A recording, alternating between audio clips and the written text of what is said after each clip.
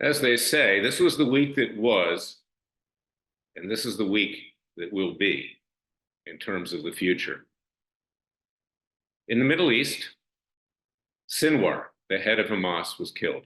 Finally, the wicked warlock is dead. What do the Israelis do? They did what they had to do. They defied Biden, they went into Rafah, and they killed this vicious terrorist. Frankly, the Middle East is rejoicing. Everyone from Saudi Arabia to the United Arab Emirates to the rest of the Gulf states are happy that he's dead. The guy was a Shiite. He wanted to kill Sunnis. He wants to even kill the royal family in Saudi Arabia. And frankly, the best ally of Israel is Saudi Arabia. It's not the United States, the de facto ally, I might add.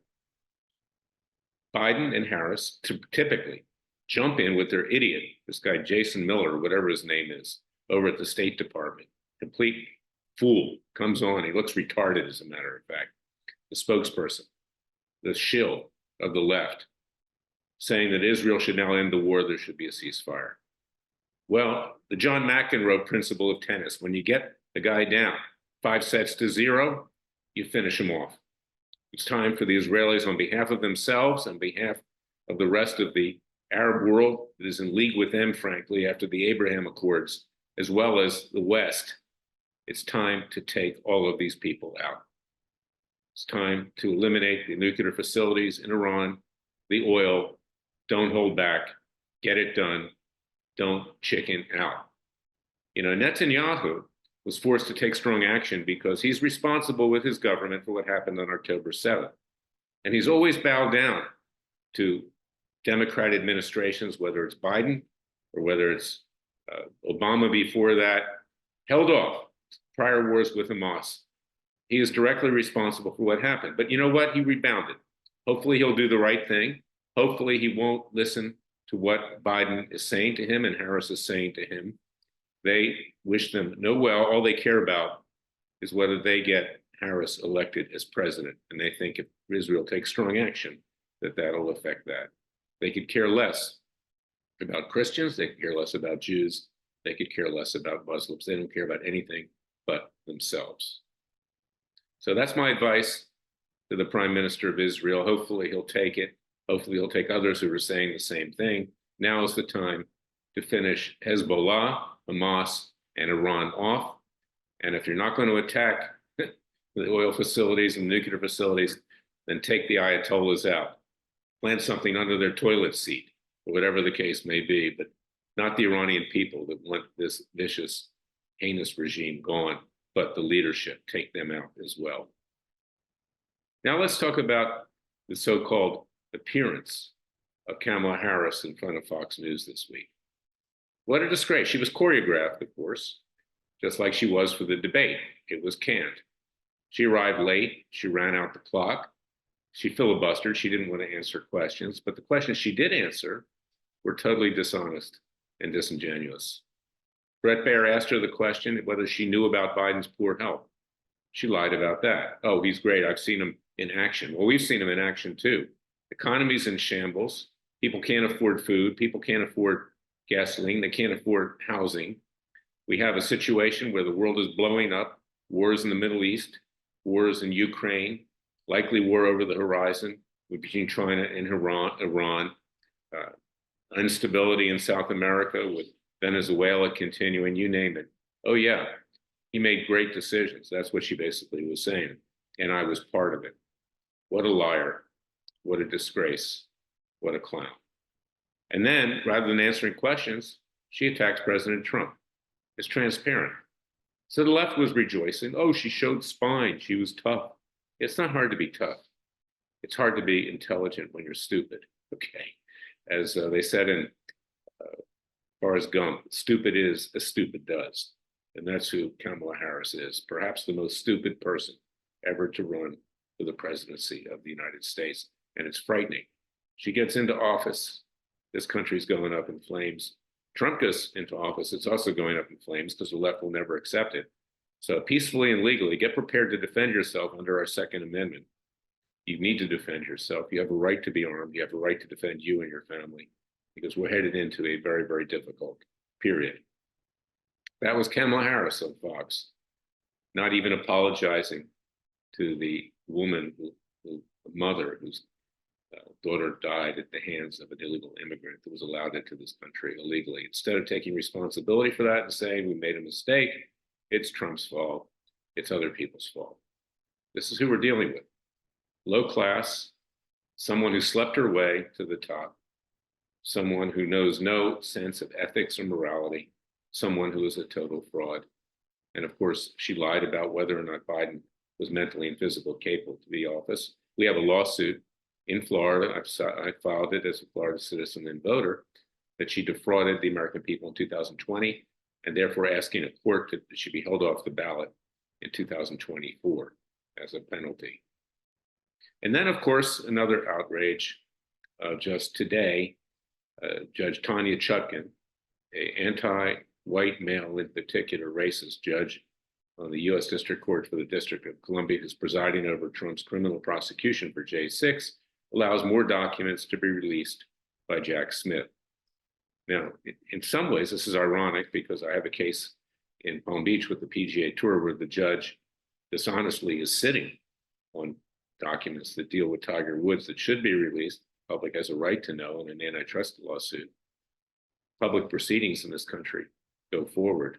There's no star chamber as we had in Great Britain. But on the other hand, Chutkan is allowing these documents to get out now, although they should have been out a long time ago, frankly, to harm Trump during the election. She held it back. She timed it so it would try to harm Trump going into the election on November 5th. She is one of many judges on that court who are compromised and corrupt. They are in the hip pocket, most of them, of the Democrat leftist establishment. It goes hand in hand with the DC bar, which is run by ultra leftists and even communists in their disciplinary apparatus. They just disbarred Rudy Giuliani. I've been fighting with them for years, and they want to get rid of Kellyanne Conway, Senator Ted Cruz, Senator Josh Hawley, former Attorney General Bill Barr, Jeffrey Clark, Justice Department official under Trump, John Eastman, the professor that represented, good man, I know him, President Trump after the 2020 elections. DC is the most disgusting, vile city in this country, and maybe even in the world. Self-serving, self-important people. They call it Hollywood for ugly people. Well, they're not just ugly physically, they're ugly inside. And we need to move our capital out of Washington, D.C., leave the criminals there to commit crimes against each other. As I've said many times, we need to declare independence to form a new government and not a new nation. And we need to move on with honest people. If President Trump gets elected, don't expect things to change that much, unfortunately, because the left will do everything they can to destroy him. They will try to destroy us. They'll probably be in the streets trying to kill us as well. They could care less. They don't care about human life. They don't care about you. They don't care about your family. They care about power, whatever it will take to stay in power, which is why they've allowed all these people to run across the border, drug traffickers selling fentanyl, human traffickers, sex traffickers, and terrorists. They could care less whether you and your loved ones live or die. It's power. And that's what socialists and communists do. They don't believe in God. They believe in the power of government, and they'll do anything they can to maintain their virtual dictatorship, which if Kamala Harris wins will become an actual dictatorship by socialist leftists, atheists, and others, all radical groups. This country will be the United States of freaks. That's what it will be, including the perverts that have infested the Harris-Biden regime that believe in sex change operations for kids behind the backs of parents. What could be more despicable? It's no wonder that Kamala Harris did not go to the dinner last night put on by the Catholic Church. She is not in any way in favor of life. She believes in killing babies up to the point, and even after that they're born. They have no respect for human life, and certainly no respect for your human life and your loved ones. So go to freedomwatchusa.org. Get madder than hell, but fight back peacefully and legally. We give you that vehicle to do that at Freedom Watch. We bring citizens' grand juries, citizens' trials. We bring justice for the American people under God's law and nature's law. Man's law is fine if it coincides with God's law, but otherwise, as it says in our Declaration of Independence, when in the course of human events, the sovereign no longer represents the people. Under the laws of nature and nature's God, not man-made law, nature and nature's God, the people have a right to abolish that government and to form a new government by and for the people. That's what we intend to do with our Third Continental Congress. Go see about that too at freedomwatchusa.org and support our citizens' grand juries and citizens' trials that already have convicted Biden of bribery from communist China, Ukraine, and Russia, and negligent homicide in Afghanistan. We convicted Anthony Fauci of crimes with regard to COVID. He's killed in excess of 10 million people at this point with either his intentional or negligent acts to feather his own nest. This is what we need to do, fellow citizens. There's no political messiah, with or without President Trump being president. You know who I'll probably vote for, but I don't tell you who to vote for. That's not my role as the head of a public interest group. But the fact is this: if Kamala Harris wins this election, this country is gone unless we rise up. So get ready to rise up peacefully and legally. Even if Trump is elected, the left will be in the streets trying to slit the throats of you and your loved ones, trying to enslave us with a noose around our neck. So it's time to peacefully and legally arm up, to get ready to defend ourselves.